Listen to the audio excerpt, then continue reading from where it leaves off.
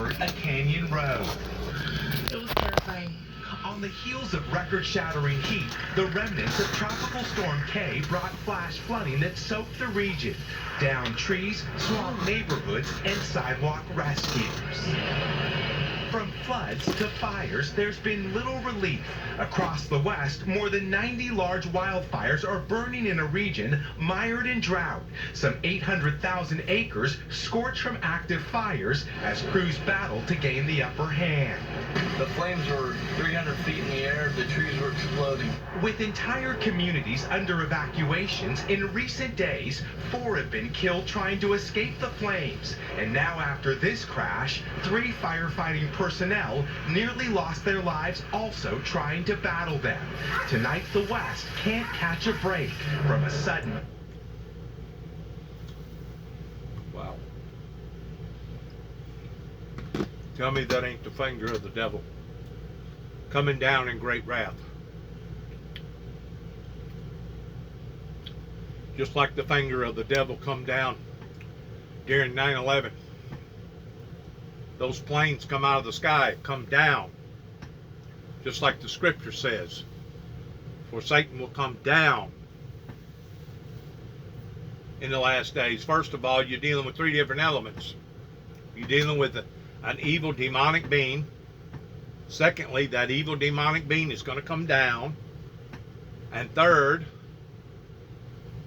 you're dealing with wrath, because he knows his time is short. In other words, he realizes now that he has lost in this competition, this stupid game that he decided that he was going to play towards trying to contaminate the world again, to the point that God himself had to intervene in bringing destruction to humanity.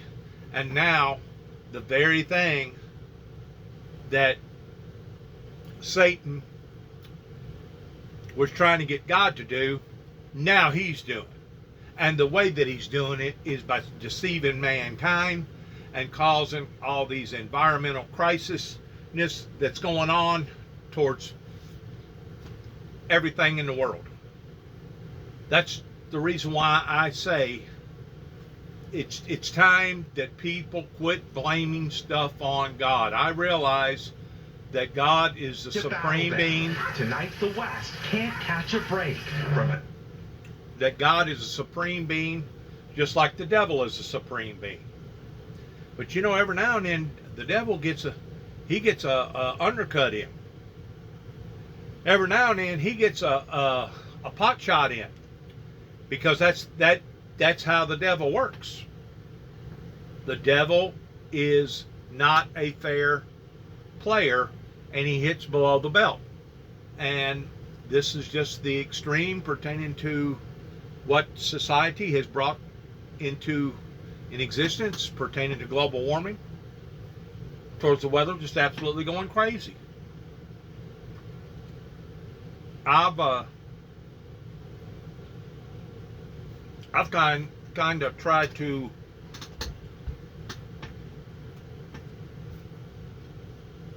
relate to it as in the same format of a spoiled child getting down on the floor and having a tantrum. That's basically what Mother Nature's doing right now. It's having a tantrum. And the more, if they continue to keep being liberal out there, or stripping off all their clothes, men marrying men, women marrying women, and doing the things that they do out there, out west, it's only going to continue to get worse.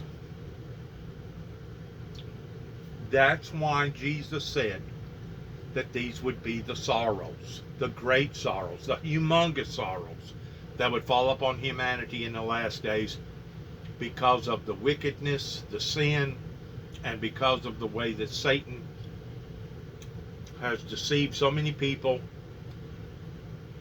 in believing that it was okay to live out these type of lifestyles, that as long as you profess the name of Jesus, you was all right, man. In other words, you done already bought your season ticket.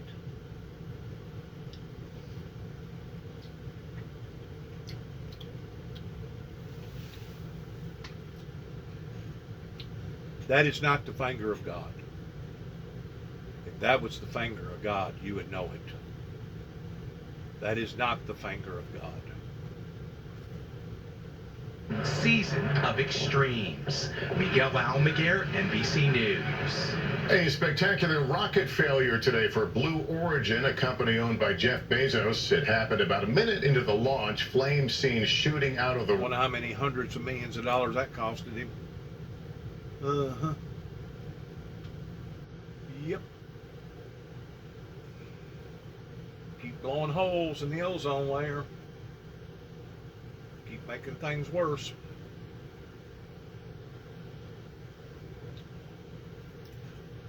And let's get ready to stop here momentarily. Right about... I was wrong. They're putting 3 commercials on top of the 1 commercial that 4 commercials. Red TV. Look at this. 4 commercials. Hey, you two eat those ribs already? No. Even had a 15-second slot in there pertaining to, I guess, was it barbecue?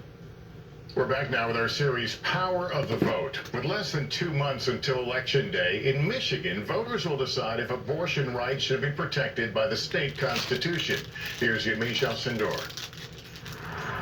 Lifelong Republican Jessica Leach was devastated when the Supreme Court overturned Roe v. Wade. I cried for weeks. I cried for my daughter. I always considered myself pro-life. Now she changed her mind and her party. Jessica got pregnant at 19 and visited an abortion clinic to weigh her options. She decided to have her son, who's now 17, and says being able to make that choice is something every woman deserves. What do you say to people who think your story is an example of why abortion shouldn't be an option? I would tell those people that until recently, it was always a hypothetical. I would beg them to understand that having these options paved the way for me to be a good mother.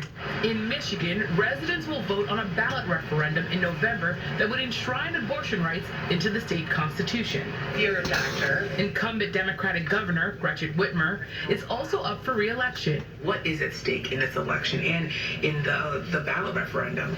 Well, abortion and the right to be a full American citizen with agency over your body is on this ballot. Her views are also shaped by her experiences. In college, in the days after I was raped, it dawned on me, oh my God, I might be pregnant. And the only thing that gave me a little bit of relief is knowing that I could make a decision that was right for me if that happened. Her opponent, Republican Tudor Dixon, supports banning abortion with no exception for rape or incest. I wonder if you could just talk a bit more about your own views and talk to people who are worried about your views being too extreme. I have shared my own pro-life story. I lost a baby at 18 weeks. When I lost the baby, the doctor said this baby probably died in the womb at 16 weeks. I held a beautiful baby girl. Dixon also does not believe abortion is a top issue for voters. They're concerned with how to get their kids back on track after they were kept out of school. And if you look at our crime rates in the past couple of years, it's just continued to rise. And why our businesses are being crushed by big government. Both supporters and opponents of the referendum are mobilizing, like anti-abortion rights activist Kristen Polo, now working overtime after voters in Kansas recently voted to keep abortion protections in its state constitution. I'm very concerned. Frankly, the policies that are being put forth in this abortion amendment here in Michigan are some of the most extremist policies we've seen in the entire country. Meantime, Jessica hopes sharing her story helps keep abortion legal in Michigan. Her son Cameron sent her a text on the day of our interview. Your life experiences, our relationship after you decided to keep me and change your life around me, and now your perspective of life is what the world needs most. Yamisha Sendor, NBC News, Michigan. And up next, the tributes from everyday people honoring the Queen. When you live with moderate to severe Crohn's disease or ulcerative colitis, your day can be full of reminders of your condition. You weren't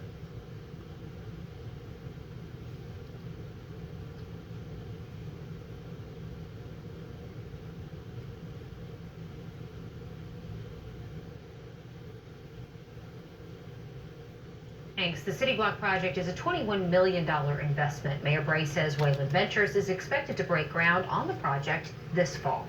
And the city of Paducah is the 2022 City Government of the Year in Kentucky. The Kentucky League of Cities made that announcement. The KLC says the city was chosen because of prioritizing Southside and developing the Southside Rise and Shine Neighborhood Spruce Up initiative. It's a very transformational project that's going to take a number of years to correct, but it's generated a lot of interest in the community. The mayor also said this recognition shows how hard the city is working to make changes that benefit generations to come. Well, 9 months after the December 10th tornado, building demolition is starting on the Graves County Courthouse and American Legion building. It's another major transformation for Mayfield. Local 6's Jack Kane is live in Mayfield for us tonight. So, Jack, what other building is set to be torn down soon? Jen, Fire Station 1, Codell Construction did recommend to the Mayfield City Council this evening that Youngblood Excavating and Contracting be chosen to tear down Fire Station 1. They did submit the lowest bid at $18,000. Youngblood is also handling the demolition of the Graves County Courthouse as well as the American Legion building. This means the city and the county are going to be using Youngblood for their own building demolitions. Jim Codell with Codell Construction says the demolition process for Fire Station 1 in Mayfield will likely take about 30 days, and that fire station's demolition process is set to get going here sometime this week. Live in Mayfield, Kentucky, Jack Kane, WPSD, Local 6. Jack, thank you. Tonight at 10, Jack explains when a new fire station could be built in Mayfield. Now, your Weather Authority first forecast. All right, a lovely Monday out there. A few clouds this afternoon and early this evening, but otherwise, tremendous sunshine. There's the sky tracker right now. You see things are pretty good. Radars are quiet. They will stay that way tonight.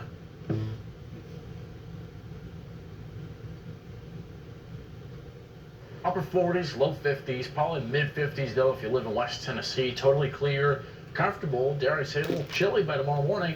Pick the town out closest to you, 50s a common Felt number good last night, got down in that mid 40s. Missouri. We've got a huge change in the weather pattern for later this week. It's going to get hot once again, and actually we could get near records by about 10 days out from now.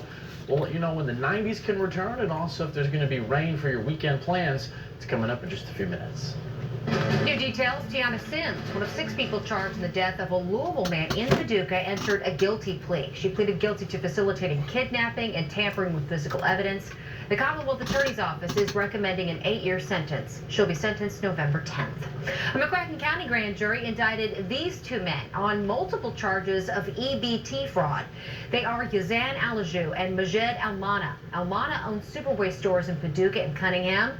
Alajou was an employee of Almana. During an investigation, a Paducah police detective learned the 2 men bought EBT cards from individuals for half their worth. The detective said Almana would use those cards to purchase more than $27,000 worth of merchandise to sell in his stores. Alajou was arrested and is in the McCracken County Jail. A detective learned Almana is currently out of the country. This University of Kentucky professor is facing sexual abuse charges. Kevin Reel, the chair of the UK Department of Education, is accused of sexually abusing a child under the age of 12. Reel is on administrative leave and is not on campus. The university says they're taking this issue very seriously. A preliminary hearing is set for October 7th. New tonight, Chief Justice Ann Burke announced her retirement from the Illinois Supreme Court. Her last day on the bench is November 30th. Chief Justice Burke has served on the Supreme Court since 2006 and has served as Chief Justice since October 2019. First District Appellate Justice Joy Cunningham has been appointed to fill the vacancy. She will be the second black woman to serve on the Illinois Supreme Court. In news where you live now, checks are in the mail or in bank accounts for many living in Illinois. This is video of some of those checks being processed by the state's comptroller office. It's part of Governor J.B. Pritzker's Family Relief Plan, which was passed in April. This allows for one-time income tax and property tax rebates. The income tax rebate calls for a single person to receive $50. You can't make more than $200,000. Those who file taxes jointly are poised to receive a total of $100 and cannot make more than $400,000 jointly. Those with dependents can get up to $300, $100 per dependent with a max of 3. Governor Pritzker said an estimated 6 million taxpayers across the state will receive those rebates. Pritzker said inflation is impacting everyone across the state, and this is one way to help families. Our overall $1.8 billion relief program is possible because Democrats balanced the budget, eliminated the bill backlog, funded schools, and fixed the roads.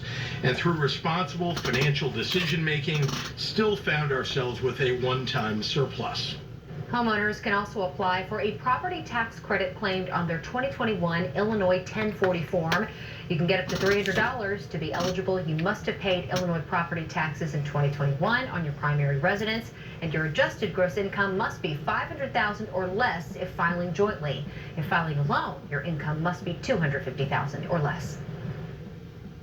Slow internet getting on your nerves? This app can track your internet speed, sharing it with the FCC to help make faster internet more widely available. Tomorrow morning at 6:40, the app that could get you the fastest internet available. Join us. Hi folks, Larry Stovacin, the Buick Gypsy dealer on Park Avenue, and I got some good cars at great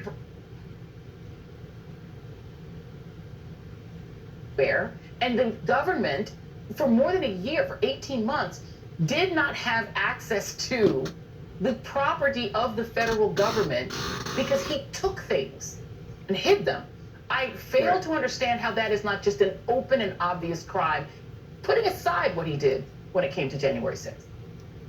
Well, Joy, I think you're absolutely right. There is not an exception for any of this in the Presidential Records Act, which I have read from front to back, and it doesn't exist. The Trump jury team, or the Trump legal team rather, is trying to invent an argument when one does not exist. And that's creative lawyering, and that's being kind in terms of how I'm describing it at best, because you do not have a legal pathway to excuse what we have seen here. Donald Trump has broken the law with the possession of these documents, full stop, period. I think it's important to understand, however, that even if there was a question or a dispute as to his ability to have these documents, the timeline makes very clear that he was in violation of these things and had been informed that he was in violation of these things. And he never, during the course of the back and forth between the National Archives as well as between the Department of Justice prior to the execution of the search warrant, made the argument that either these documents had been declassified or that he had considered these documents his personal property.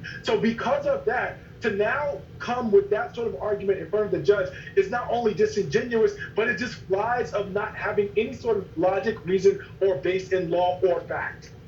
And, you know, except for in front of this judge. Apparently, this is the one judge in the country who thinks, hey, you know, maybe there is. Aaron, let's go to the other thing, because, right, Ty Cobb is sort of blending. And it's sort of, there's so many crimes, potential crimes, I should say, that it's hard to keep track of everything. But January 6th remains extant, right? You do have lots of people, very high-level people in things like the Proud Boys and Oath Keepers, who are charged with seditious conspiracy, very important, very difficult crimes.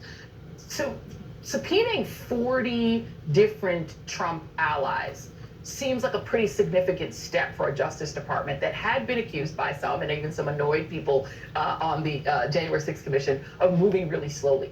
This does not feel like moving really slowly. Yeah, I think that accusation has been put to bed. It's not just 40, it's who the 40 are. So they include just a lot of low-level people who were around Trump. Their only value to the government, but it's a huge value, is to be able to say, here's what he did, here's what he said, and by the way, these are not the sort of people who could ever claim attorney-client privilege, they're not attorneys, or even executive privilege. They're really just, you know, there to kind of serve the king, but they have eyes, they have ears, and that makes them very potent witnesses against him. And this question, tell us about what he did and what he said on January 6th itself. You know, and Charles Coleman, I put them all together. It's sort of, and there's sort of an expansive scandal here that all goes back to Donald Trump's belief that he is a sort of king, that he doesn't have to follow the Presidential Records Act or the rules about what happens to the documents that belong to the presidency after he leaves. And he doesn't have to do any of that. He doesn't have to give them back when he's even subpoenaed and told more than once, give them back. He doesn't have to give them back. And you know, and then he doesn't have to leave. So Maggie Haberman has some reporting out that Trump at a certain point said, you know, I'm just not going to leave. I'm not going to leave it. I remember saying this. I think I once was on Bill Maher, and he said it. Like, people have speculated that Trump would simply chain himself to the Resolute desk and just refuse to leave. Well, now we have reporting that he said, I'm not going to leave. I'm going anywhere. How can you leave when you won an election? I don't know. Ask Al Gore. I mean, you leave because your term is over and the Electoral College says goodbye. What do you make of just I mean, I feel like they all fit into a piece. Do you?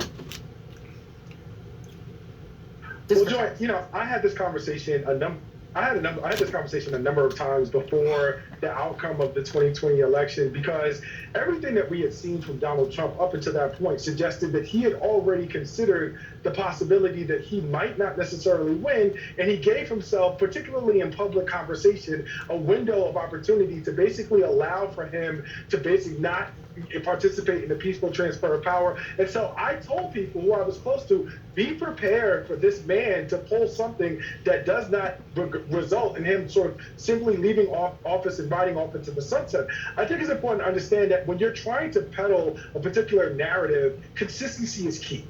And we have seen consistency from Donald Trump about him sort of not being in the way of moving with the law, moving with the Constitution, moving with the will of the people of America for a very, very long time. So sad.